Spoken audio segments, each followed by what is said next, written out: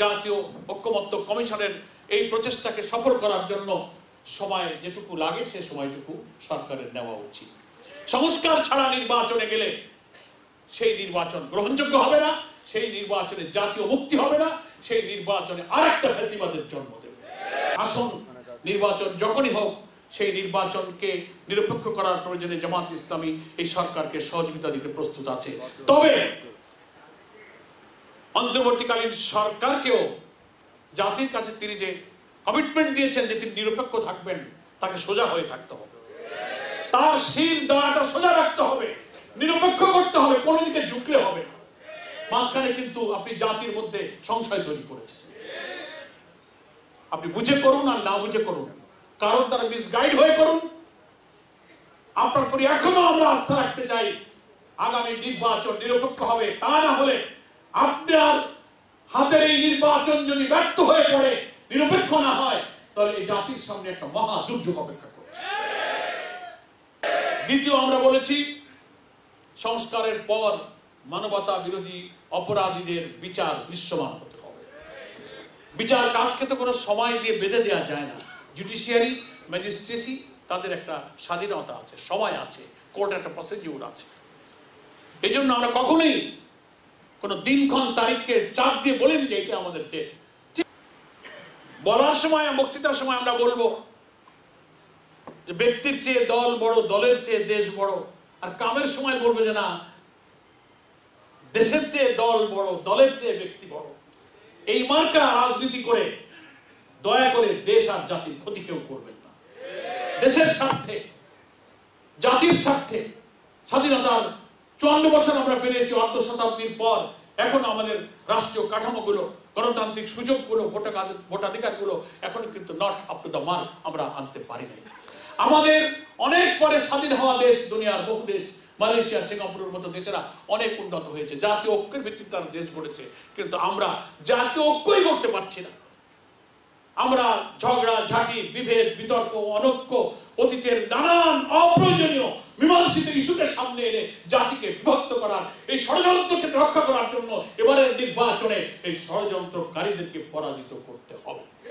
তারা মুক্তিযুদ্ধের এবং স্বাধীনতার যে চেতনার ব্যবসা করেছেন, আমি মনে করি প্রকৃত মুক্তিযুদ্ধের চেতনাকে তারা এখানে লালন করেননি, স্বাধীনতার চেতনাকে তারা লালন করেননি, বরং স্বাধীনতার মুক্তিযুদ্ধকে পুঁজি করে তারা ক্ষমতার রাজনীতিতে নিজেরাই ফ্যাসিবাদের নির্যাতনকারী, খুনি, অত্যাচারী ফ্যাসিস্ট হয়ে নিজেদের চেহারাকে কলঙ্কিত করছে। সে কারণেই কিন্তু আমাদের জাতির লক্ষ কোটি মানুষ এই অত্যাচারী শাসকের বিরুদ্ধে ফুঁসে উঠেছিল। 24 সালের জুলাই আন্দোলনের, জোরে অভ্যুত্থানের উত্তাল আন্দোলনের মুখে এই ফ্যাসিবাদী সরকার দেশ থেকে পালিয়ে বিদায় নিতে বাধ্য হয়েছে। কোথায় বিদায় নিল? যেখানকার মাল সেখানেই চলে গেল। ওখানে গিয়ে উনি বসে নেই।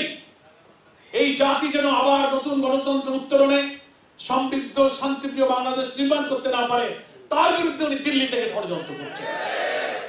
আমরা পরিষ্কার করে আমাদের নিকটতম প্রতিবেশী ভারতকে বলতে চাই, আপনি যাকে আশ্রয় দিয়েছেন তিনি একজন খুনি, তিনি দুর্নীতিবাজ, তিনি চোর, তিনি মানবতা বিরোধী অপরাধ করেছেন। গণতন্ত্রের কথা বলে, গণতন্ত্রের ধ্বজাধারী কোন দেশ একজন খুনিকে কখনো আশ্রয় দিতে পারে না। তার বিচারের জন্য বাংলাদেশে মানবতা বিরোধী অপরাধের বিচারের জন্য ট্রাইব্যুনাল গঠন করা হয়েছে। নির্বাচনের পূর্বে বিচারকে দৃশ্যমান করার জন্য একটা ট্রাইব্যুনাল ছিল, সরকার সেকেন্ড ট্রাইব্যুনাল করেছে। আমরা মনে করি গণতন্ত্রের ধ্বজাধারী, গণতান্ত্রিক দেশ বলে স্বীকৃত ভারতের সরকারের প্রধান, তার উচিত এই অপরাধীকে আশ্রয় না দিয়ে বাংলাদেশ সরকার তাকে ফেরত দিতে বলেছে, আপনি সরকারের কাছে হস্তান্তর করবেন। তার নামে ওয়ারেন্ট ইস্যু হয়েছে, রেড অ্যালার্ট জারি হয়েছে, 2 শতাধিক মামলা হয়েছে, তার বিচার আদালতে চলছে, চার্জ ফ্রেম হয়েছে। এরকম অপরাধীকে আপনি আশ্রয় দেবেন আর গণতন্ত্রের কথা বলবেন, স্বাধীনতার কথা বলবেন, মূল্যবোধের কথা বলবেন, প্রতিবেশীর সাথে সদ্ভাবের কথা বলবেন, এগুলো আপনার মুখে মানায় না। আমি আজকের এই রুকন সম্মেলনে দেশবাসীর কাছে আহ্বান জানাতে চাই যে একটা অবাধ নিরপেক্ষ গ্রহণযোগ্য নির্বাচনের জন্য আসুন। জুলাই অভ্যুত্থানের চেতনাকে ধারণ করে জাতীয় ঐক্যের মধ্য দিয়ে আমরা একটা সুষ্ঠু নিরপেক্ষ নির্বাচনের দিকে আমরা এগিয়ে যাই। এই নির্বাচনকে যদি কেউ ভোট ডাকাতি করে, ভোটাধিকারকে হরণ করে,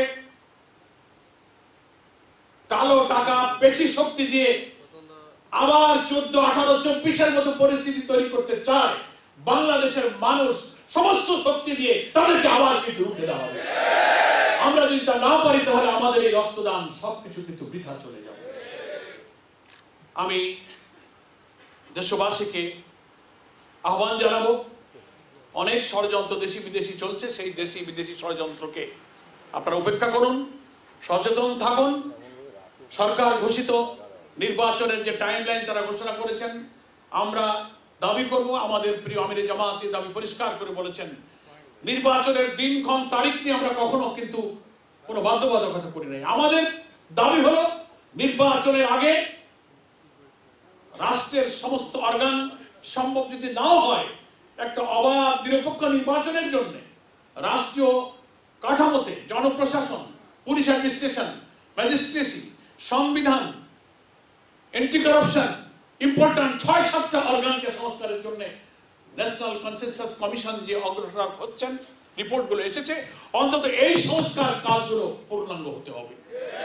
তারপরে যদি রাষ্ট্রের অন্যান্য সংস্কারের যে প্রয়োজন রয়েছে, আমরা এটার সাথে একমত। আমরা জানি রাষ্ট্রের সব অঙ্গগুলো, অর্গানগুলো কিন্তু পলিটিসাইজ হয়েছে এবং করাপ্ট হয়ে গেছে।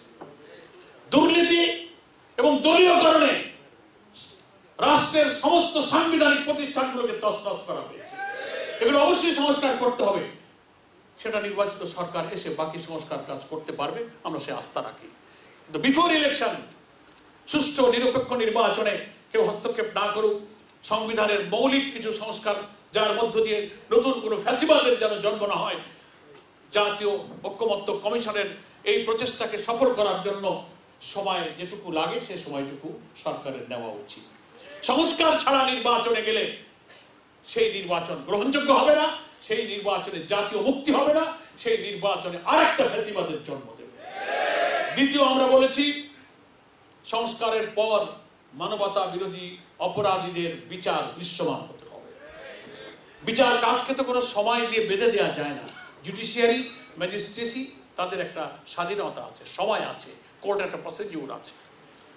এই জন্য আমরা কখনোই কোনো দিনক্ষণ তারিখকে চাপ দিয়ে বলিনি যে এটা আমাদের ডেট। ঠিক আছে, চিফ অ্যাডভাইজার নির্বাচনের যে ডেডলাইন বলেছেন ডিসেম্বর 25 থেকে জুনের 26, আমাদের আমিরে জামাত বলেছেন এর ভেতরেই আপনি যে কোনো সময় আপনি করেন, কিন্তু প্রোভাইডেড এই কাজগুলো আপনাকে করতে হবে। আমাদের আশঙ্কা তা যদি এখন না হয়, কোন রাজনৈতিক সরকার আসলে এইসব নিরপেক্ষ বিচার আর প্রয়োজনীয় সংস্কার ব্যাহত হতে পারে। আমরা স্থানীয় সরকার নির্বাচন আগে চেয়েছি, তার কারণে আমরা বলেছি প্রধান দুটো কারণ। স্থানীয় সরকারের সিটি কর্পোরেশন, পৌরসভা, উপজেলা সব স্তরে এই কাঠামো না থাকাতে জনদুর্ভোগ বাড়ছে। রাস্তাঘাট, অবকাঠামো নির্মাণ, জনের সাহায্য সহযোগিতা, দারিদ্র বিমোচনের সমস্ত সরকারি কর্মসূচি এখন সরকারি অফিসারদের হাতে নিবদ্ধ। দুর্নীতি, ব্যক্তি পূজা, স্বজনপ্রীতি এবং অর্থ আত্মসাতের এই সুযোগ তারা পেয়ে যাচ্ছে। এটা একটা কারণ। অবকাঠামোগত উন্নয়ন এবং জনগণের দুর্ভোগ কমানোর জন্য এই নির্বাচন প্রয়োজন। আর একটা কারণ হলো বর্তমান সরকার হচ্ছে অন্তর্বর্তীকালীন সরকার। এই সরকারকে আমরা নিরপেক্ষ মনে করি। এই জন্য যে কোনো রাজনৈতিক সরকারের আমলে কোনো নির্বাচন হলে আমরা আশঙ্কা করি যে স্থানীয় সরকার নির্বাচনের সব স্তরে তারা জোর করে পেশি এবং কালো টাকা দিয়ে সরকারের শক্তি প্রভাব দেখিয়ে এই চেয়ারম্যান, মেম্বার, মেয়র সব তারা দখল করে নিতে পারে। সেই জন্য আমরা এই অন্তর্বর্তীকালীন সরকারের হাতে বিফোর পার্লামেন্ট ইলেকশন আমরা লোকাল গভর্নমেন্ট ইলেকশনকে অনুষ্ঠান করার দাবি করেছি।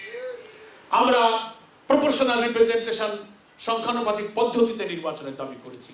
এটা একটা ফেয়ার ইলেকশন হওয়ার ভালো পদ্ধতি। আধুনিক গণতান্ত্রিক প্রায় 60 বছরটা দেশে এই পদ্ধতিতে নির্বাচন ব্যবস্থা চালু আছে। এই নির্বাচন দলকে মানুষ ভোট দেবে, ব্যক্তিকে নয়। দলের ভোটের আনুপাতিক হারে 300 পার্লামেন্টের রেশিও অনুযায়ী সেই দল সেই পরিমাণ আসন তারা পাবে। এতে সুবিধা দুটা, একটা হলো ব্যক্তি যখন প্রার্থী না হয়, ব্যক্তির স্বার্থ যখন থাকে না, তখন কালো টাকা ও পেশি শক্তির প্রবলতা আসন থেকে তখন কমে যায়, তখন নির্বাচনটা অপেক্ষাকৃত নিরপেক্ষ হওয়ার সম্ভাবনা থাকে। এই জন্য পিআর পদ্ধতি, স্থানীয় নির্বাচন, মানবতা অপরাধীদের বিচার এবং প্রয়োজনীয় সংস্কার এগুলো সম্পন্ন করে সরকার যখন নির্বাচন করতে পারবে, আমাদের আমিরে জামাত বলেছেন আমরা সে নির্বাচনে যেতে রাজি আছি। ফলে এখানে বলার সময়, বক্তৃতার সময় আমরা বলবো যে ব্যক্তির চেয়ে দল বড়, দলের চেয়ে দেশ বড়, আর কামের সময় বলবো যে না, দেশের চেয়ে দল বড়, দলের চেয়ে ব্যক্তি বড়। এই মার্কা রাজনীতি করে দয়া করে দেশ আর জাতির ক্ষতি কেউ করবেন না। দেশের স্বার্থে, জাতির স্বার্থে, স্বাধীনতার 54 বছর আমরা পেরিয়েছি, অর্ধ শতাব্দীর পর এখন আমাদের রাষ্ট্রীয় কাঠামোগুলো, গণতান্ত্রিক সুযোগগুলো, ভোটাধিকারগুলো এখন কিন্তু not up to the mark আমরা আনতে পারি নাই। আমাদের অনেক পরে স্বাধীন হওয়া দেশ, দুনিয়ার বহু দেশ, মালয়েশিয়া, সিঙ্গাপুরের মতো দেশেরা অনেক উন্নত হয়েছে, জাতীয় ঐক্যের ভিত্তিতে তারা দেশ গড়েছে, কিন্তু আমরা জাতীয় ঐক্যই করতে পারছি না। আমরা ঝগড়া ঝাঁটি, বিভেদ, বিতর্ক, অনৈক্য, অতীতের নানান অপ্রয়োজনীয় মীমাংসিত ইস্যুকে সামনে এনে জাতিকে বিভক্ত করার, এই ষড়যন্ত্রকে রক্ষা করার জন্য এবারের নির্বাচনে এই ষড়যন্ত্রকারীদেরকে পরাজিত করতে হবে। সবাইকে আপনারা রাজি আছেন? আমি আপনাদের সকলকে ধন্যবাদ জানাই, মোবারকবাদ জানাই, শুকরিয়া জানাই। আসুন নির্বাচন যখনই হোক, সেই নির্বাচনকে নিরপেক্ষ করার প্রয়োজনে জামাত ইসলামী এই সরকারকে সহযোগিতা দিতে প্রস্তুত আছে। তবে অন্তর্বর্তীকালীন সরকারকেও জাতির কাছে তিনি যে কমিটমেন্ট দিয়েছেন যে তিনি নিরপেক্ষ থাকবেন, তাকে সোজা হয়ে থাকতে হবে, তার শির দাঁড়াটা সোজা রাখতে হবে, নিরপেক্ষ করতে হবে, কোনো দিকে ঝুঁকলে হবে না। মাঝখানে কিন্তু আপনি জাতির মধ্যে সংশয় তৈরি করেছেন।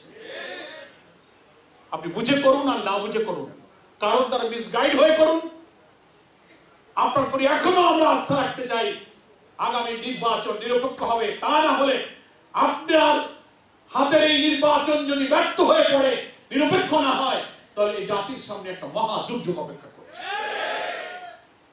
আমরা অন্তর্বর্তীকালীন সরকারকে সাহায্য করতে চাই,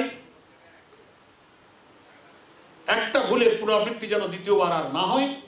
নিরপেক্ষতার প্রমাণ সরকারকে দিতে হবে যে না, আপনি নিরপেক্ষ আছেন। সেজন্য জনগণ তার ভোটাধিকার প্রয়োগ করবে স্বাধীনভাবে।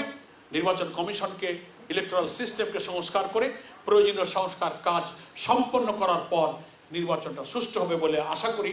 আমরা সেই দিকে জাতিকে, জনগণকে, সুশীল সমাজকে, প্রশাসনকে, সরকারকে মনোযোগ দেওয়ার আহ্বান জানিয়ে